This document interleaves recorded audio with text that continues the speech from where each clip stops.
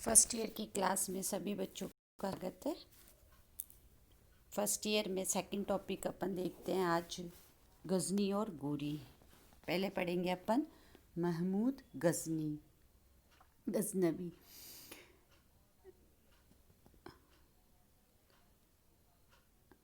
998 से 1030 ईस्वी। मैं सबसे पहले आपको महमूद गजनी पढ़ाने से पहले कि इस्लाम कहाँ से आया, इस्लाम धर्म का किस तरह से प्रचार प्रसार हुआ, इसका पैगंबर कौन था, इसके बारे में अपन थोड़ा सा देखते हैं। विश्व इतिहास में इस्लाम धर्म का उत्थान एक युगांतरकारी घटना थी, मतलब युग परिवर्तन करने वाली घटना थी। इसकी उत्पत्ति अरब के रेगिस्तान में हुई थी और इसका प्रचार करने में अरबों, ईरानियों व तुर्कों ने मुख्य रूप से भाग लिया था। इस्लाम धर्म के संस्थापक पैगंबर मोहम्मद साहब ने प्रचार एवं तलवार के आधार पर इसका विस्तार किया, जिससे इसका स्वरूप सैनिक धर्म की भांति हो गया। इसी इस्लाम की बढ़ती हुई शक्ति का सामना भारत को भी करना पड़ा। इस्लाम धर्म तथा साम्राज्य के प्रचार एवं प्रसार में सर्वप्रथम अरब लोगों ने महत्वपूर्ण भूमिका निभाई थी। इस्लाम के अनुयायियों में से सबसे पहले भारत में प्रवेश करने वाले भी अरब ही थे। 8वीं शताब्दी के प्रारंभ में अरबों ने सिंध प्रदेश को जीत लिया, परंतु वे भारत में एक स्थायी राज्य की स्थापना करने में असफल रहे। 200 वर्षों से भी कम समय में इस्लाम के प्रथम अनुयायी अरबों का धार्मिक उत्साह शिथिल पड़ गया। उनकी विलासिता तथा दुर्बलता के कारण इस्लामी संसार में उनका प्रभुत्व क्षीण हो गया और ईरानियों ने इस्लाम का नेतृत्व अपने हाथ में ले लिया। ईरानियों के पश्चात इस्लाम का नेतृत्व तुर्कों के हाथ में चला गया। तुर्कों ने इस्लाम धर्म तथा साम्राज्य के विस्तार में महत्वपूर्ण योगदान दिया। भारत में भी इस्लामी राज्य को स्थापित करने का सबसे श्रेय तुर्कों को ही प्राप्त होता है।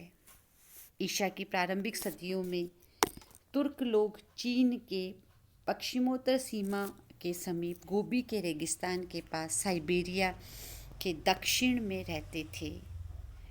खाद्यान्न के अभाव में वे लूट मार करते और खानाबदोश जीवन व्यतीत करते थे, जिसके परिणाम स्वरूप उनमें हिंसात्मक और प्रवृत्तियां बहुत ज़्यादा बढ़ गई थी। अब अरबों ने मध्य एशिया में इस्लामी साम्राज्य का विस्तार किया तो तुर्क लोग इस्लाम के संपर्क में आए।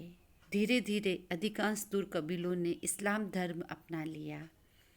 8वीं शताब्दी के बाद तुर्क लोगों ने मध्य एशिया से हटना शुरू किया और इस्लामी प्रदेशों पर आक्रमण करके अपने अपने स्वतंत्र राज्य स्थापित करने में असफलता प्राप्त की। तुर्क लोग इस्लाम के नवीन अनुयायी थे, अतः उनमें बहुत ज़्यादा धर्मात्मता की भावना अधिक थी। वो कट्टर थे। कभी कभी वे मंगोलों की भांति अत्यंत क्रूर व्यवहार करने लग जाते थे। इन चारित्रिक विशेषताओं की दृष्टि से तुर्क लोग अरबों, ईरानियों से भिन्न थे, अलग थे। उनमें न तो अरबों जैसी सूझबूझ थी और न ईरानियों जैसी विनम्रता एवं शिष्टाचार। तुर्क लोग भौतिकवादी और व्यवहारिक थे। उन्हें अपनी तलवार की शक्ति में विश्वास था और इसी माध्यम से सांसारिक सुखों एवं ऐश्वर्य को प्राप्त करने का साहस वह रखते थे। आगे देखते हैं गजनवी वंश। ये गजनी कहाँ से आए? इस्लाम के सामान्य सेवकों से मुस्लिम संसार के शक्ति संपन्न शासक बन जाने वाले तुर्कों का उत्कर्ष इस्लामी इतिहास का एक महत्वपूर्ण अध्याय माना जाता है। भारत का प्रारंभिक आक्रमण करने वाले तुर्क गजनी के थे। गजनी का नगर अफगानिस्तान के पर्वतीय प्रदेश में स्थित था। 962 ईस्वी में अल्पतगीन नामक एक तुर्क अधिकारी ने गजनी को अपना केंद्र बनाकर अपना एक छोटा सा स्वतंत्र राज्य स्थापित कर लिया।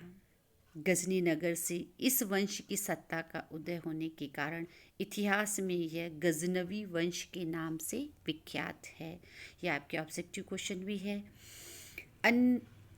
इस वंश का मूल नाम यामिनी वंश था। यह भी एक ऑब्जेक्टिव क्वेश्चन है। अल्पतगीन समन वंशी सुल्तान का एक दास था। यह भी ऑब्जेक्टिव क्वेश्चन है। अल्पतगीन किसका दास था? अपनी योग्यता और प्रतिभा के कारण अल्पतगीन शीघ्र ही उन्नति के अवसर पर पहुंच गया। समनी वंश की शक्ति कमजोर होने के बाद गजनी का स्वतंत्र शासक बन बैठा, परंतु 963 ईस्वी में उसकी मृत्यु हो गई। उसके बाद उसका पुत्र शासक बना। 3 वर्ष बाद उसकी भी मृत्यु हो गई। उसके बाद उसका एक सेनापति ने गजनी पर अधिकार कर लिया और 72 ईस्वी में उसकी भी मृत्यु हो गई। उसका एक दास पिराई गजनी का शासक बन गया। पिराई के शासनकाल में गजनी ने तुर्कों पर उत्तर पश्चिमी सीमा पर स्थित भारतीय राज्य हिंदुशाही से संघर्ष शुरू हो गया। हिंदुशाही राज्य के राजा जयपाल को गजनी की नवोदित तुर्क सत्ता अच्छी नहीं लगी और उन्होंने उस पर आक्रमण कर दिया। उसने अपने पुत्र के नेतृत्व में एक शक्तिशाली सेना गजनी राज्य पर आक्रमण करने के लिए भेज दी।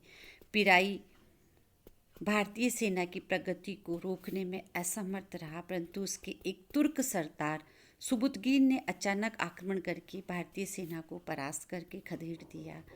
इससे तुर्कों में सुबुतगीन की लोकप्रियता बढ़ गई और अवसर का लाभ उठाकर इसी ने 977 ईस्वी में उसने पिराई को अपदस्थ करके गजनी का सिंहासन हथिया लिया।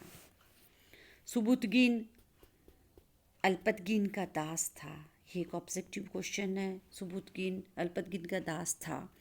अल्पतगीन उसकी योग्यता तथा साहसिकता से काफ़ी प्रभावित था और उसने अपनी लड़की की शादी सुबुतगीन के साथ कर दी। जिस समय सुबुतगीन गजनी का शासक बना, उसके चारों ओर राजनीतिक अस्थिरता विद्यमान थी, मतलब चारों तरफ से वो शत्रुओं से घिरा हुआ था। खलीफाओं का प्रभाव भी उस पर कमज़ोर पड़ गया था। उसकी महत्वाकांक्षी अधिकारी अपने अपने स्वतंत्र राज्यों की स्थापना के लिए प्रयत्नशील थे। सुबुतगीन ने भी स्थिति का लाभ उठाते हुए अपने गजनी राज्य की सीमाओं का विस्तार करना शुरू कर दिया और उसके राज्य की सीमाएं हिंदुशाही राज्य की सीमाओं से जा मिली। अब उसने भारत पर आक्रमण करने का निश्चय किया। उत्तर पश्चिम की ओर से भारत पर आक्रमण करने वाला पहला तुर्क शासक था। 986 ईस्वी में सुबुतगीन ने हिंदुशाही राज्य की सीमाओं पर आक्रमण करके कई किलों और नगरों को जीत लिया और उसके बाद उसने जयपाल की सेना को छिन्न भिन्न भी कर दिया। उसका साम्राज्य धीरे धीरे काफ़ी फैलने लगा। 991 में सुबुतगीन ने पुनः हिंदुशाही राज्य पर आक्रमण किया और प्रदेश उसने जीत लिया।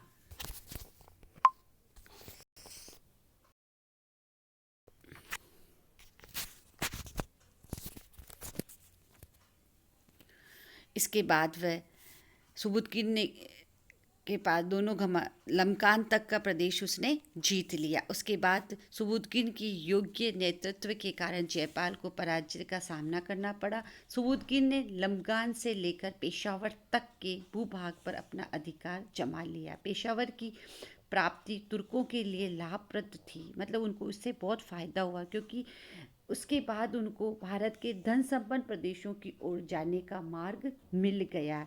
पेशावर को केंद्र बनाकर भारत की ओर बढ़ने का रास्ता तुर्कों को इस समय प्राप्त हो गया था। 997 ईस्वी में सुबुतगीन की मृत्यु हो गई। इसकी मृत्यु के बाद एक तरह से इसके जितने भी युद्ध हुए थे, उन्होंने इतिहासकारों ने उनको जिहाद की संज्ञा दी, परंतु उसके आक्रमणों का मूल कारण राजनीतिक था।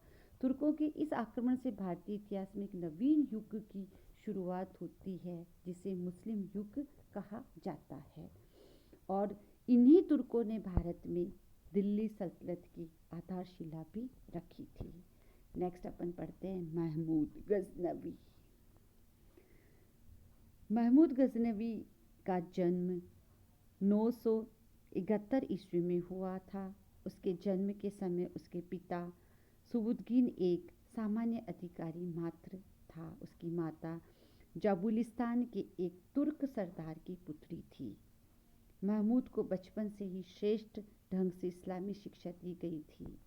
धार्मिक शिक्षा के साथ साथ उसे शस्त्र चलाना भी, युद्ध कला और शासन संचालन भी शिक्षा दी गई थी। किशोरावस्था में उसने अपने पिता सुबुद्दीन की ओर से अनेक युद्धों में भाग लिया। 994 ईस्वी में उसने खुरासान की सेना का संचालन किया और हिरात, खुरासान, निशापुर आदि क्षेत्रों पर जीतने के बाद अपने पिता का सहयोग दिया। भारत के हिंदुशाही राज्य के राजा जयपाल के विरुद्ध लड़े गए युद्धों में भी उसने कुशल नेतृत्व, युद्ध कला एवं साहस का परिचय दिया। इससे प्रभावित होकर सुबुद्दीन ने उसे खुरासान का प्रांतीय सूबेदार नियुक्त कर दिया। अपने पिता की मृत्यु के समय महमूद खुरासान में था, अतः गजनी में अमीरों ने उसके छोटे भाई इस्माइल को सुल्तान बना दिया। महमूद ने इस्माइल को सुल्तान मानने से इनकार कर दिया और ससैन्य खुरासान से गजनी की ओर बढ़ा। दोनों भाइयों के बीच भयंकर युद्ध हुआ। इससे इस्माइल पराजित हुआ और महमूद ने